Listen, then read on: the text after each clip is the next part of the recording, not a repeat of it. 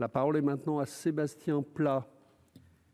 Merci Monsieur le Président. Madame la Ministre, la Fédération de l'hospitalisation privée d'Occitanie vient de m'informer qu'elle accuse plus de 7 millions d'euros de retard de paiement pour couvrir le surcoût lié au Ségur 1 non médical 2021, soit un différentiel entre les annonces et les versements attendus de la part de l'État de 75% pour les unités de soins de longue durée, 30% pour les EHPAD, 20% pour les services de psychiatrie et 18% pour les soins de suite et de réadaptation. Cette situation est inacceptable car elle exerce une pression intolérable sur les établissements placés auprès des personnels fragiles, alors que la 5e vague de Covid est déjà là et que ces professionnels ont toujours répondu présent. Je vous demande de vous engager au versement des aides annoncées avant la fin de l'année, faute de quoi ces structures seront en grande difficulté, alors qu'ils espèrent eux aussi participer de la juste et nécessaire revalorisation de leurs salariés, telle que promise par le Gouvernement. Ôtez-moi d'un doute, Madame la Ministre. N'y aurait-il plus assez de sous dans les caisses du ministère de la Santé ?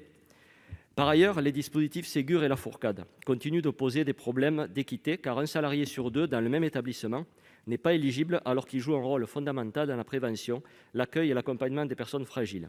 Je pense aux personnels non médicaux mesurant des EHPAD, aux médecins des établissements médico-sociaux, au personnel administratif et logistique des établissements de services pour les personnes handicapées et les SIAD, les personnels d'accompagnement, éducateurs, psychologues et intervenants de la protection de l'enfance, la lutte contre les exclusions, la protection juridique des majeurs attendent eux aussi un geste fort de la nation. Je vous demande de tout mettre en œuvre pour garantir l'égalité de traitement pour tous ces salariés. Merci. Merci. La parole à Madame la Ministre.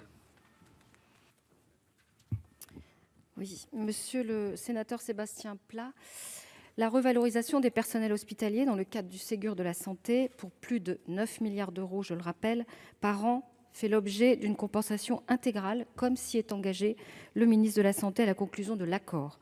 D'ailleurs, j'aurai encore un comité interministériel cet après-midi sur ce sujet avec les professionnels dont vous parlez.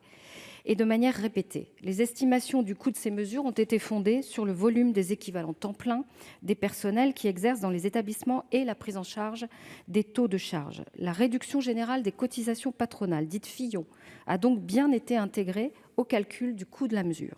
Ce montant est intégré à l'Ondam hospitalier, soit dans les tarifs, soit par dotation déléguée par circulaire budgétaire. Des échanges réguliers se sont tenus, il y en aura encore un cet après-midi, avec les fédérations hospitalières, notamment la FEHAP, sur ces sujets de compensation des coûts dans la durée et sur les modalités d'allocation des crédits. Les financements restants seront délégués par la 3e circulaire de campagne de fin d'année. Si l'accord du Ségur visait prioritairement les soignants, le Premier ministre a annoncé une revalorisation des médecins des hôpitaux privés non lucratifs et dès juillet 2020, la transposition du Ségur fut prévue pour les personnels non médicaux. Plus d'1 million de professionnels en bénéficient. En ce qui concerne le secteur médico-social, un travail consacré a débouché à la signature de 3 accords.